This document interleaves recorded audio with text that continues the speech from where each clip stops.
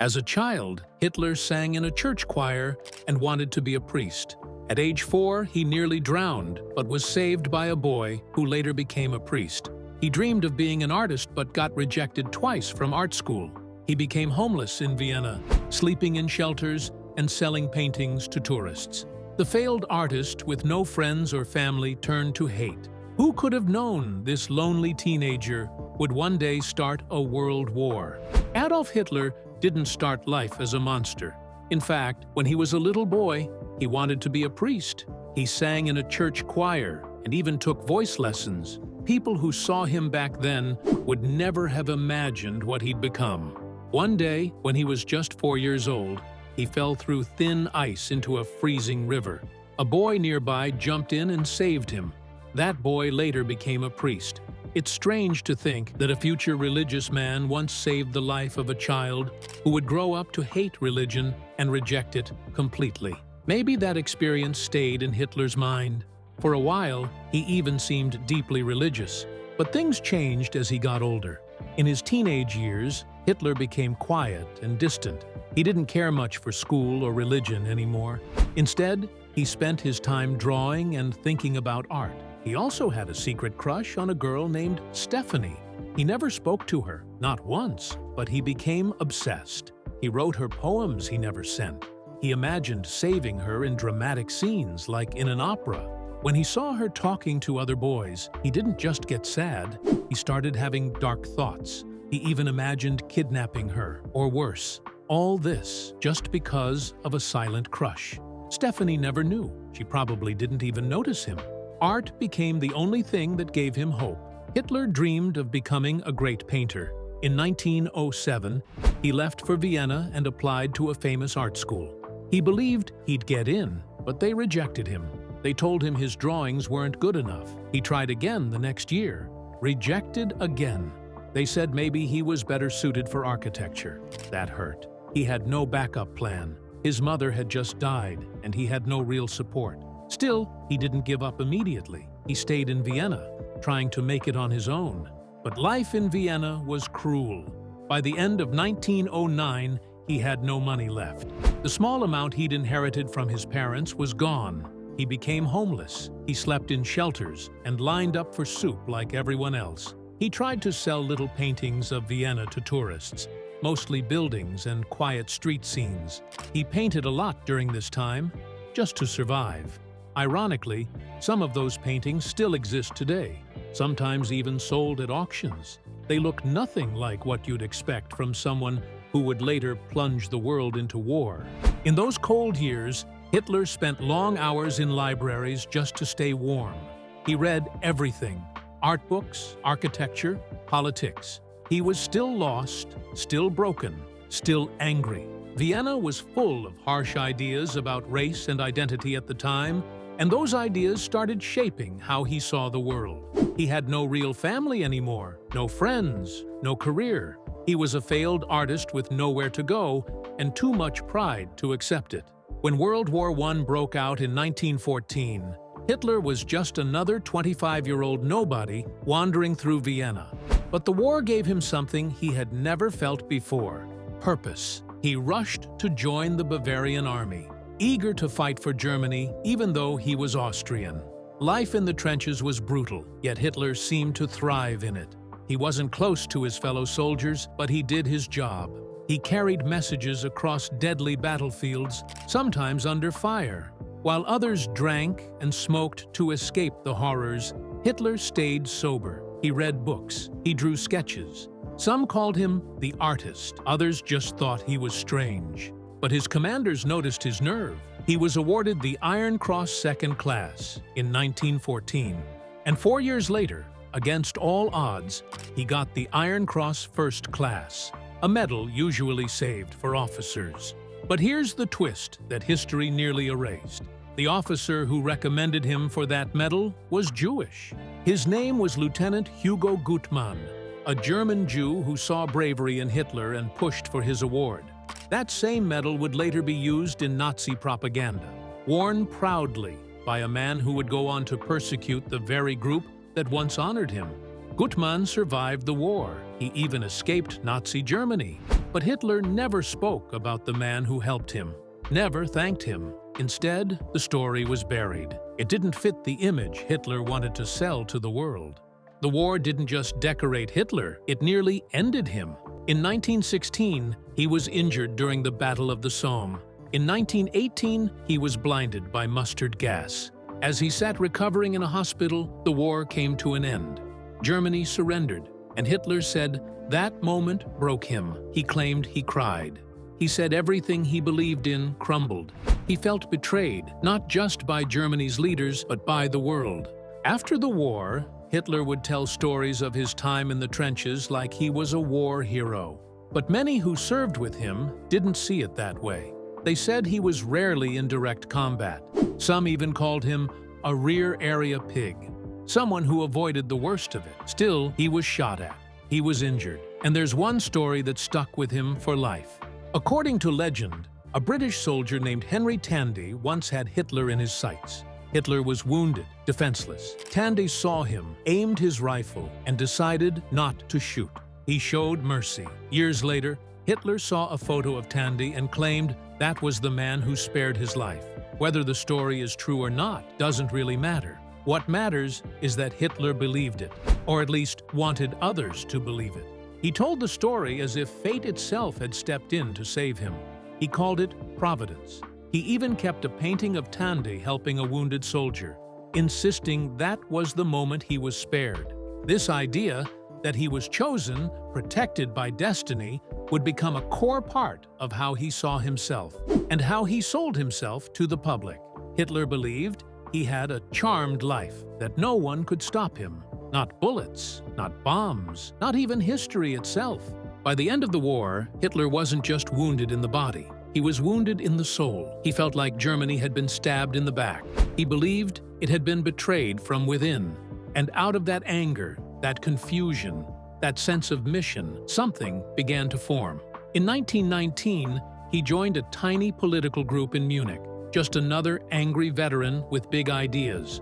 Nobody knew what was coming, not yet. But the man who once sketched in the trenches, the loner who refused to drink, the soldier who claimed he was spared by a miracle, was about to change the world in the worst possible way. He was the face of horror, the architect of war, and yet he adored animals. That's one of the strangest parts of Adolf Hitler's life.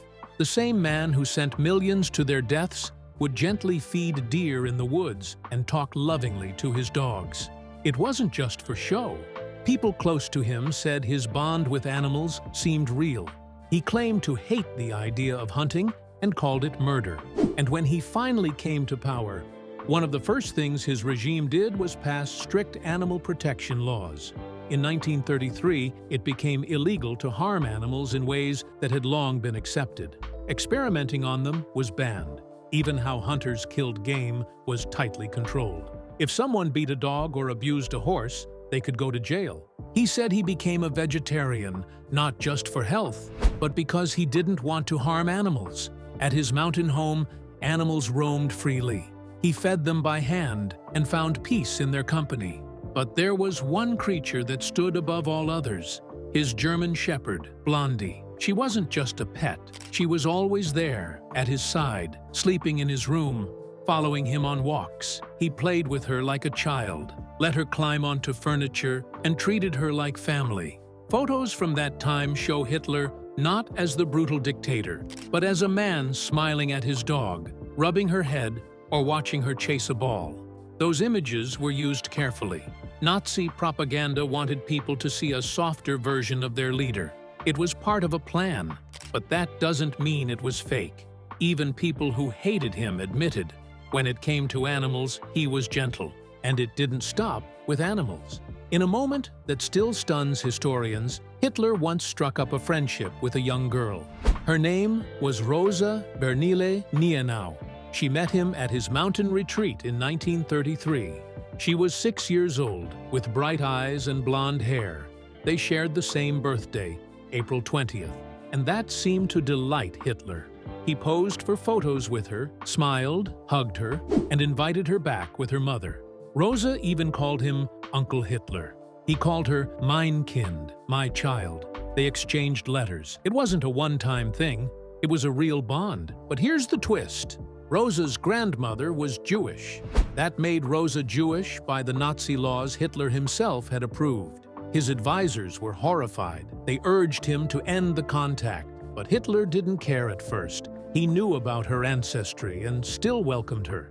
For a while, he ignored what she was. It was only after Martin Bormann, one of his top men, pushed him that Hitler finally stopped seeing Rosa. But those photos of him holding a child with Jewish blood still exist. They show something few people can understand. How a man so committed to hate could also show such warmth, even to someone who should have been, in his own twisted logic, unacceptable. That's what makes this part of the story so disturbing. It wasn't all fake. His love for animals was real. His affection for Rosa was real. But so was his cruelty. Somehow, all of it lived inside the same man. One moment, he was playing fetch with a dog. The next, he was planning genocide. The contradiction isn't just shocking, it's terrifying, because it shows how evil doesn't always look like a monster. Sometimes it smiles, pets a dog, and hugs a little girl. One of the strangest things about Hitler was his hatred for smoking. Long before other countries even started warning people about cigarettes, Hitler had already declared war on tobacco. He said smoking was dirty, dangerous, and unfit for the so-called Aryan race. It wasn't just a personal choice. He turned it into national policy. In Nazi Germany, cigarette ads were banned, public smoking was restricted, and even research was done to prove how harmful tobacco was. But for Hitler, it went deeper than laws. He once offered a gold watch to anyone in his close circle who could quit smoking. If someone lit a cigar near him, he would wave away the smoke in disgust. He had smoked in his youth, but then quit cold, saying it was a waste of life and money. And behind that strange obsession lay something darker. His personal life, which was full of secrets, pain, and control. The story of Geli Raubal, his half-niece, is perhaps the most disturbing. Geli was young, beautiful, and full of life when she came to live in Hitler's apartment in the late 1920s. He was much older and already powerful. He watched over her like a guard, making sure she didn't see other men or go out alone. He took her to events, bought her gifts, and kept her close, so close that people started whispering. Some said he loved her. Some said he controlled her like a prisoner. Geli called him Uncle Alf, but she also told friends she felt trapped. When she tried to date a young man, Hitler shut it down immediately. No one knows for sure what happened between them, but the outcome was tragic. In September 1931, Geli was found dead in Hitler's apartment. She had been shot in the chest with Hitler's own gun. The official report said suicide, but many believed something worse had happened. Geli was just 23 years old. Hitler was shattered. He locked himself away for days, crying and refusing to see anyone. He later told people that Geli was the only woman he ever truly loved. He left her room untouched for years and hung her photos in every home he lived in. Some believed her death changed him forever, making him colder and harder. Whatever remained of his human side seemed to die with her. Years later, another woman quietly stepped into Hitler's life. Her name was Eva Braun. She was young, blonde, and worked for Hitler's photographer. She met him as a teenager and quickly became attached to him. Hitler kept her hidden from the world. To the public, he was single, married to Germany, as he liked to say. He believed having a girlfriend would ruin his image. So Eva lived in the background, staying at his private homes and rarely seen in public. She loved him deeply, but was often lonely. Twice she tried to take her own life. Still, she stayed. She learned to accept her strange position, always near Hitler, but never acknowledged. Even within his inner circle, many didn't know she existed. Hitler controlled everything about Eva. He told her what to wear, what to eat, and banned her from drinking or smoking. He wanted her healthy, quiet, and loyal. She spent most of the war relaxing at Hitler's mountain home, filming with her personal camera, or entertaining guests. She was far from the chaos of Berlin. But in 1945, when everything was falling apart, Eva made a choice that stunned everyone. She refused to leave him. As bombs rained down on Berlin, she joined Hitler in his underground bunker. And there, finally, after all those years, he married her. It was a short ceremony with only a few witnesses. The very next day, they both died. Hitler shot himself. Eva swallowed poison. She had waited years for him to make her his wife, and in the end, she was, if only for 40 hours. Most Germans never even knew she existed until the war was over. For years, Hitler had played the part of a man too focused on the nation to bother with romance. Girls across Germany had admired him, sent him letters, and even proposed marriage. That image was carefully built, and Eva Braun didn't fit into it.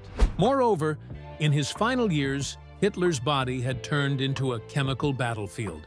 His personal doctor, Theodor Morell, gave him everything he asked for, and more. It started simple: some vitamins, some glucose, maybe something to calm his nerves or settle his stomach.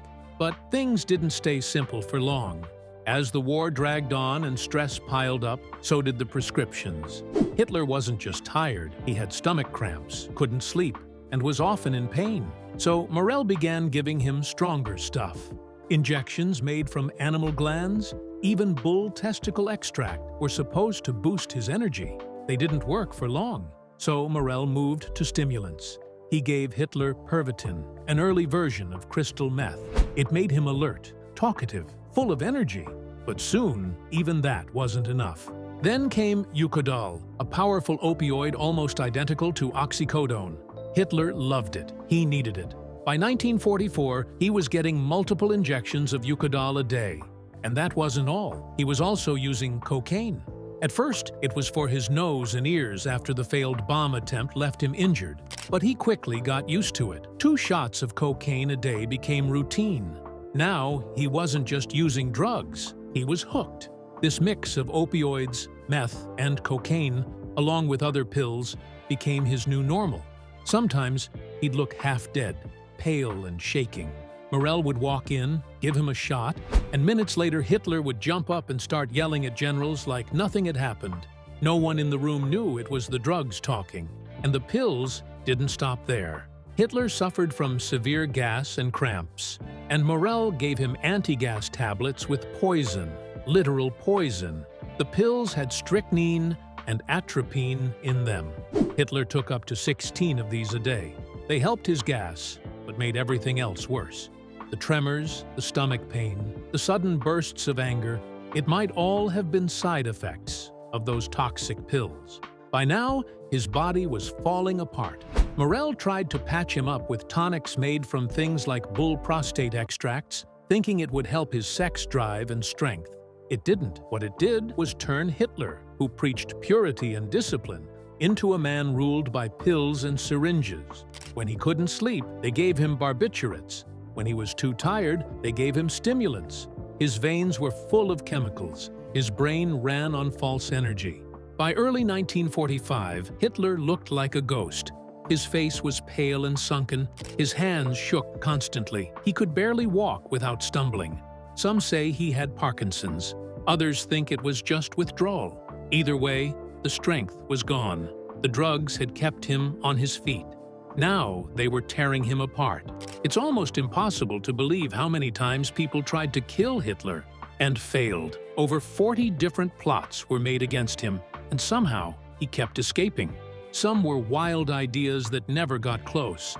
Others came within inches of ending his life.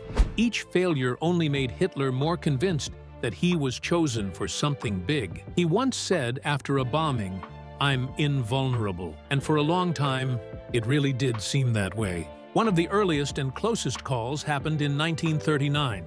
A German carpenter named Georg Elser built a time bomb and hid it in a beer hall where Hitler was giving a speech. The bomb was set to go off at exactly the right moment, when Hitler would be standing at the podium. But on that night, Hitler finished early and left the hall 13 minutes ahead of schedule.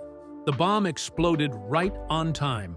It tore the place apart and killed several people, but Hitler was already gone. 13 minutes had saved his life.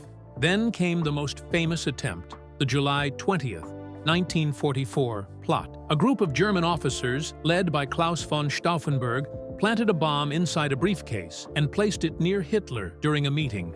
The bomb went off. The blast ripped through the room and smoke filled the air. But Hitler didn't die. Someone had moved the briefcase behind a thick table leg just before it exploded. That small move shielded him from the worst of the blast. The meeting was also held in a wooden hut instead of a concrete bunker, so the explosion vented out through the windows instead of trapping the pressure inside. Hitler came out of the wreckage hurt but alive and furious. After that, he ordered mass arrests and executions, but deep down, even he must have wondered how he kept surviving. There were more plans. A sniper once waited for him near his mountain retreat. Someone tried to poison his medicine. British intelligence thought of bizarre ideas too. One involved sneaking estrogen into his food, hoping it would change his personality. The idea was that over time, the hormone would make him calmer, less aggressive, and more like his quiet sister. British agents actually thought they could pull it off because they had people close to Hitler's kitchen. They even believed estrogen was tasteless enough to slip past his food tasters. The plan sounds crazy now, but it was taken seriously at the time. In the end, it never happened. The war moved too fast, and Hitler's downfall came before anyone tried such a strange plot. The British also planned to send him exploding chocolates and even thought about gassing him through the vents of his bunker. But none of these ever worked, and Hitler knew people were out to get him. That's why he surrounded himself with layers of security. He wore a bulletproof vest under his clothes and traveled in a special armored train. He kept moving between bunkers. At his main headquarters, he made 15 young women taste his food before he ate it. One of them, Margot Volk, later said every meal was terrifying. If someone had poisoned the food, they would have died first. Hitler also waited an hour after every tasting before he ate, just to be safe. Still, even with all that protection, he left himself open. He stuck to routines. He made public appearances. He trusted people who later turned against him. That's what made some plots come so close. But for years, none succeeded. Hitler seemed untouchable. One man who tried and failed to kill him once said, "He's like a fox with 1,000 lives." But in the end, even the fox ran out of luck. No assassin ever got to him. No bomb or bullet took him down. By April 1945, Hitler was no longer the powerful dictator who had once terrified Europe. He was hiding underground in a concrete bunker while Soviet tanks closed in on Berlin. The city was crumbling. The war was lost. Yet Hitler still sat at a long table, shaking hands with generals, pretending plans could save him. His hands trembled, his voice cracked, his orders made no sense. Outside, buildings burned. Inside, he lived in denial. In that dark bunker, something strange happened. Hitler married Eva Braun. They had been together for years, but he had never married her. Now, as the world collapsed, they exchanged vows after midnight. A few close aides joined them. They had champagne. There was even a small breakfast. It felt surreal. Two people celebrating while everything around them fell apart. Hours later, Hitler wrote his final words. He still blamed the Jews. He still refused to surrender. Even at the end, his delusions stayed strong. The next afternoon, Hitler said goodbye to his staff.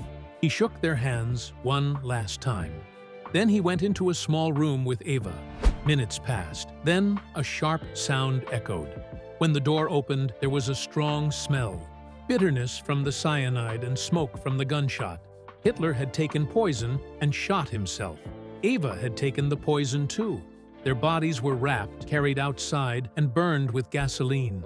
He didn't want the Soviets to get him. He wanted to disappear, and he did. Hitler's body was never found in full. His remains were scattered, burned, lost. What remained was chaos. Within days, Germany surrendered. The empire he built collapsed like a house of cards. But Hitler's story didn't quite end there. He had no children. His family line came to a quiet stop. The only surviving relatives today are from his half-brother's side. They moved to the United States long ago. They changed their names. They live quietly, away from the spotlight. Some reports even say they made a pact. None of them would ever have children. They wanted the bloodline to end. And yet, what remains of Hitler is more than a name. His life is a puzzle made of contradictions. He loved animals, especially dogs. He hated smoking. He was kind to children at times, even once befriending a girl who had Jewish ancestry without knowing it. He wanted to be an artist. He loved painting, even applied to art school. He failed. That failure, some say, changed everything. Later, he became addicted to drugs. His doctor gave him daily injections, stimulants, sedatives, even cocaine. This was the same man who preached discipline and purity to the world. He survived more than 40 assassination attempts. Bombs, bullets, plots, nothing worked. Fate seemed to shield him, but in the end, he didn't die in battle. He wasn't dragged to court. He ended it himself.